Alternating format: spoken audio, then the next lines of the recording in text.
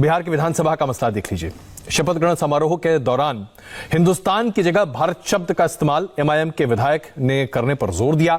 उन्होंने सुझाव भी दिया और जब इस पूरे मामले को देखा गया तो इस पर जबरदस्त बवाल भी मचा। लोगों ने कई तरह की बातें कही। इस तरह के बवाल क्यों मचाए जाते हैं? क्या आपको लगता है कि ये आपके लिए फायदेमंद है, या दरअसल आपको लगता है कि किसी भी तरीके से इस तरह का बखेड़ा खड़ा कर आपको, आपकी पार्टी को, आपकी सोच को एक डब्बे में बंद करने की कोशिश है?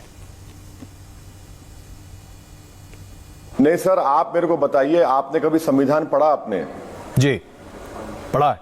संविधान आप जब पढ़ेंगे, इस प्रोग्राम के बाद संविधान पढ़ लीजिए और मुझे फौरन बुला लीजिए। आप संविधान में लफ्ज इंडिया भी और भारत भी है। जी है ही नहीं है? बताइए। बिल्कुल है, भारत है।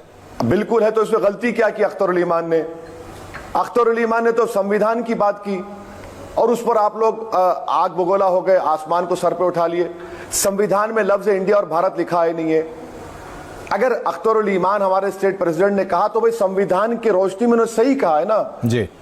अगर कोई इसका विवाद बना रहा है तो भाई वो तो जाहिल है, वो तो संविधान पढ़ा ही नहीं है। उसके दिमाग में एक फिक्स्ड आइडिया बैठा हुआ है एमआईएम के बारे में।